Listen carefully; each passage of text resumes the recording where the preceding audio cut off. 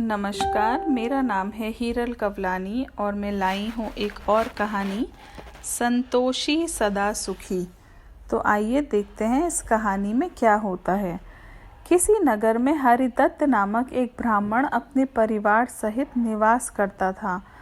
वह मन लगाकर अपने खेत में काम करता था, परंतु फिर भी उसे पर्याप्त आय नहीं होती थी। उसका जीवन दुख और कठिनाइयों से भरा था। एक दिन ब्राह्मण अपना कार्य समाप्त करके थोड़ा विश्राम कर रहा था कि उसने निकटवर्ती रेत के टीले पर एक भयंकर सर्प को फन फैलाए बैठे देखा। ब्राह्मण ने सोचा कि यह मेरे क्षेत्र का देवता है।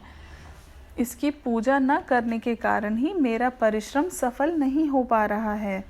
अतः उसकी पूजा अर्चना करने का निश्चय कर ब्राह्मण सीधा घर गया और एक पात्र में दूध भरकर ले आया।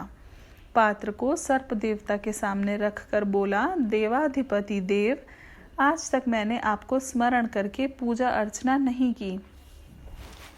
मेरे अपराध को आप क्षमा करें और थोड़ा सा दूध स्वीकार करने की कृपा करें। इस प्रकार कुछ देर तक अनुनय विनय करने के उपरांत वह ब्राह्मण घर से लाए दूध से भरे बर्तन को वहीं रखकर चला गया। अगले दिन सुबह जब ब्राह्मण बर्तन उठाने गया तो उसके आश्चर्य का ठिकाना न रहा। बर्तन उसी जगह रखा हुआ था और उसमें दूध की जगह एक स्वर्ण मुद्रा पड़ी थी। अब ब्राह्मण का यह क्रम प्रतिदिन चलने लगा। इस प्रकार धीरे धीरे वह धनवान हो गया। एक दिन संयोगवश ब्राह्मण को किसी कार्य से दूसरे नगर में जाना पड़ा। उसने अपने पुत्र को बुलाकर कहा, पुत्र, मैं किसी कार्य से दूसरे नगर में जा रहा हूँ। सर्प देवता की आराधना में कोई बाधा न आए, इसलिए तुम हर रोज शाम को एक बर्तन में दूध रखकर रेत के टीले के पास रख आना और प्रातःकाल जाकर उसे उठा लेना। उसमें तुम्हें रोज एक स्वर्ण मुद्रा मिला करेगी। यही सर्प देवता का हमारे लिए प्रसाद है। पिता के आदेशानुसार सायंकाल होते ही ब्राह्मण का पुत्र दूध से भरा बर्तन रेत के टीले के सामने रख आया। प्रातः होते ही जब वह उसे उठाने गया तो उसे उसमें स्वर्ण मुद्रा मिली।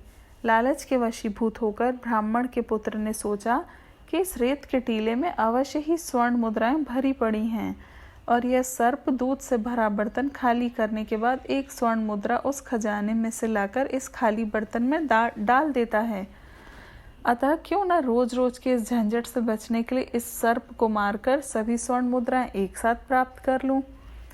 यह को विचार मन में आते ही ब्राह्मण के पुत्र ने घर से एक मोटा डंडा लाकर जैसे ही सर्प को मारना चाहा, वैसे ही पलटकर सांप ने उसको डस लिया, जिससे वह तत्काल निष्प्राण हो गया। ब्राह्मण के घर लौटने पर अपने पुत्र की मृत्यु का समाचार सुना तो वह दुखी होकर विलाप करने लगा। लेकिन जब उसे पुत्र की मृत्यु का कारण पता चला तो वह दुखी मन से बोला, इसमें मृत्यु का कोई दोष नहीं। मेरे पुत्र ने स्वयं ही मृत्यु को आमंत्रित किया था। अगले दिन शाम को दूध से भरा बर्तन लेकर ब्राह्मण रेत के उस टीले के पास गया और सर्प देवता की स्तुति करने लगा, लेकिन सर्प अपने बिल से बाहर नहीं निकला। हे सर्प देवता, क्या आप मुझसे रुष्ट हैं? अपने बिल से बाहर आकर देखिए। मैं प्रतिदिन की तरह आपके लिए दूध लेकर आया हूँ। ब्राह्मण ने अनुनय विनय करते हुए कहा।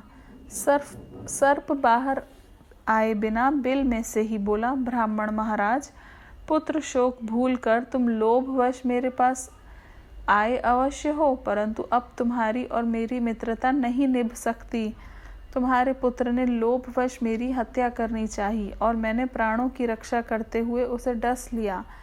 अब ना तो तुम पुत्र शोक भूल सकते हो और न ही मैं तुम्हारे पुत्र की लाठी के प्रहार को भूल सकता हूँ। फिर तुम ब्राह्मण होने के साथ साथ इंसान भी हो और कहा भी गया है कि सांप कांटे का उपचार है, लेकिन इंसान के कांटे का कोई उपचार नहीं। इसलिए अब तुम जाओ, आज से मेरी और तुम्हारी मित्रता समाप्त हुई। इतना कहकर सांप मौन हो गया। सर्प के कथन को सुनकर ब्राह्मण अपने पुत्र की मृत्यु का शोक और उसकी मूर्खता पर पश्चाताप करता हुआ अपने घर लौट आया। कथासार, स्वर्ण मुद्राओं के लोभ में ब्राह्मण पुत्र की मृत्यु तो हुई ही, सर्प और ब्राह्मण की मित्रता व विश्वास भी खंडित हो गए। लालच व्यक्ति के होशो हवास के साथ साथ उसका विवेक भी छीन लेता है। जो मिल रहा है उसे पाकर ही संतोष के साथ जीवन व्यतीत करना चाहिए। संतोष ही संसार में सबसे बड़ा धन है। जब संतोष रूपी धन व्यक्ति को मिल जाता है तब संसार के सभी धन उसके लिए व्यर्थ सिद्ध होते हैं।